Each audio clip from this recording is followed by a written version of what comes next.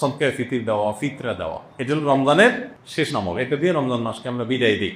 অন্য অর্থে এটাকে বলতে পারি যে রমজানের পরের প্রথম আমল বলতে পারি, কারণ এটা শুরু হয় মূলত শাওয়ালের চাঁদ দেখা গেলে, ঈদুল ফিতরের চাঁদ দেখা গেলেই তখন এটা প্রযোজ্য হয়, যদি এক দুদিন আগে থেকে দেওয়া যায়। এই ফিতরাটা আমরা কেন দেই, ফিতরা দেওয়ার উদ্দেশ্য কি? নবী করিম সাল্লাল্লাহু আলাইহি ওয়াসাল্লাম দুটি উদ্দেশ্যের কথা বলেছেন।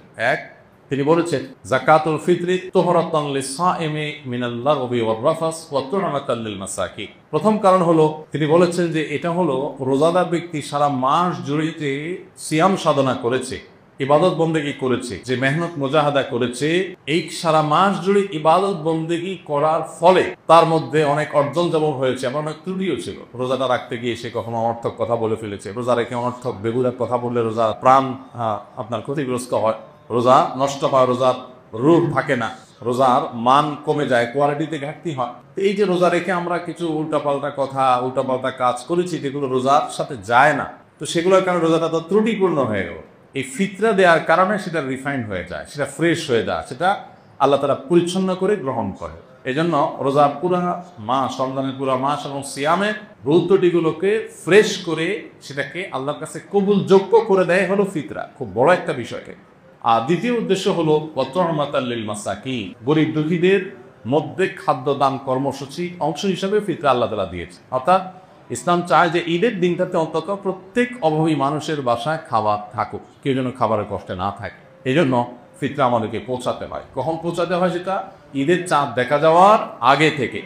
ফিতরা নিয়ে প্রতি বছরই অনেক আলাপ হয়, আমরা সেই দীর্ঘ আলাপে যাওয়ার সুযোগ সময় নাই। শুধু এইটুকু বলি, আমরা প্রায় সবাই আমরা ফিতরার সর্বনিম্ন পরিমাণটা দেওয়ার চেষ্টা করি। নবী করিম সাল্লাল্লাহু আলাইহি ওয়াসাল্লাম ফিতরার যে অপশনগুলো রেখেছেন সেগুলো কিন্তু বিভিন্ন রকম ভ্যারাইটি আছে। সেখানে একটা অপশন আছে সর্বনিম্ন, সেটাই আমরা নেই।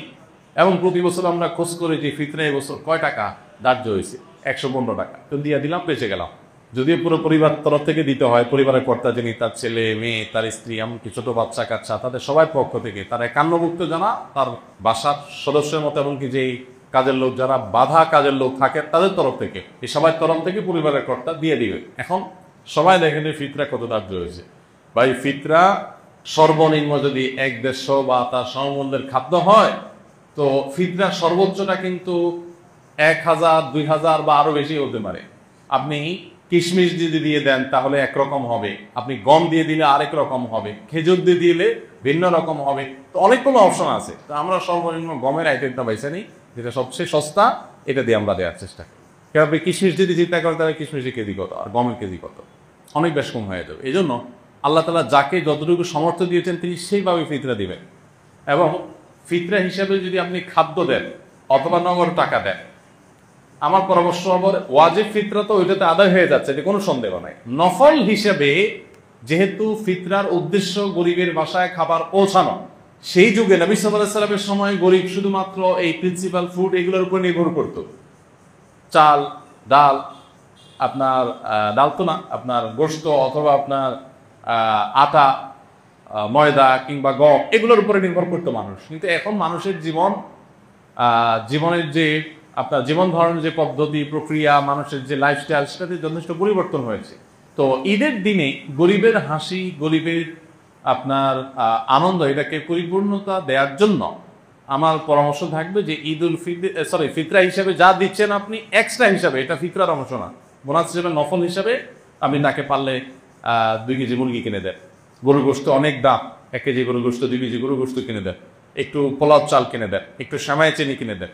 আমি প্রতি বছর এই কাজটা করি আলহামদুলিল্লাহ। ফিতরা চা করা এর বাইরে একটা গরিব পরিবারের ঈদের আনন্দ হওয়ার জন্য বাসায় ভালো খাবার দাবার প্রস্তুত করার জন্য যা যা দরকার তার একটা প্যাকেট তাদের বাসায় পৌঁছে দেন, তাহলে তাদের আনন্দটা ষোলকলা পরিপূর্ণ হবে ইনশাআল্লাহ। এটা আমরা করতে পারি। বিশেষ করে দ্রব্যমূল্যের ঊর্ধ্বগতির এই সময়ে অনেক মানুষ যারা আমাদের কাছে মুখ ফুটে বলতে পারছে না, অনেক কষ্টে আছে। আমরা কল্পনা করতে পারছি না যে এই মানুষটা খাবারের কষ্টে আছে। এরকম অনেক ফ্যামিলি আপনার আশেপাশে আছে, আপনি খোঁজখবর নিলেই দেখবেন। রমজানের শেষের দিকে এসে দামের পরিমাণটাও বাড়ানো দরকার। তারই অংশ হিসেবে আমরা ফিতরাটার পাশাপাশি আরও বিভিন্ন খাদ্য আইটেমগুলো গরিবের বাসা, বিশেষ করে ছোটো বাচ্চা কাচ্চা থাকে, তার জন্য ঈদের একটু কাপড় চোপড় পাঠায় দেয়। তাদের আনন্দটা যে কত বেশি হবে সেটা হয়তো আপনি লাখ টাকা দান করে কোনো সময় সেটা অর্জন হবে না। সবসময় নগদ টাকা দান করলে সব বেশি হয় তা কিন্তু না। আমি সৌদি আরবে দেখেছি কিছু মানুষকে, সেখানে অদ্ভুত অদ্ভুত মানে নেকামরের প্রতিযোগিতাকারী মানুষদেরকে দেখতাম, যেটা মানে কল্পনাও করা যায় না যে মানুষ কত ভালো কাজের জন্য খোঁজে। আমার একবার মনে আছে যে কোন একটা সুপার শপে কেনাকাটা শেষে, এরকম রমজান মাসেই হবে, আমি বিল দেওয়ার জন্য কাউন্টারে আসছি। তো এক সৌদি নাগরিক আমার লেবাস পোশাক দেখে বুঝছে যে বাংলাদেশি। তো বাংলাদেশি মানে মনে করে তারা গরিব মানুষ, আর আসলেও আমি গরিব। তো আমার পিঠে এরকম আস্তে করে আলতো করে হাতটা রাখছে খুব সুন্দর করে, মানে যেটাতে আমি মানে রাখার তো একটা ধরন আছে, আস্তে করে পিঠের উপরে হাতটা রাখছে, মানে খুব কোমলতার সাথে, স্নেহের সাথে। স্নেহের পরের সাথে হাতটা রাখলাম, আমি ফিরে তাকালাম, দেখি যে একজন সৌদি নাগরিক, আমি চিনতে পারি।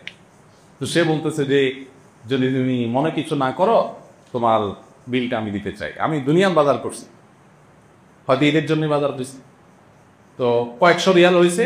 উনি বলেন যে যদি কিছু মনে না করো আমি দিতে চাই, হাদিয়া, গিফট, জাস্ট গিফট। এখন কি বলা যায়, গিফট দিবে, নিষেধ করার কিছু নেই, বললাম ঠিক আছে, তখন উনি দিলেন। আমার কাছে আইডিয়াটা খুব ভালো মনে হলো। আপনি বাজারে চলে যান, বাজারে যে দেখবেন বহু মানুষ মাছ বাজারে কাচুমুচু করছে, ছটপট করতেছে, একবারে মাসালা খাচ্ছে, আবারও মাসালা যায়, তার মানে বাজেটের সাথে তার চাহিদার বা প্রয়োজনের মিলাতে পারছে না বেচারা।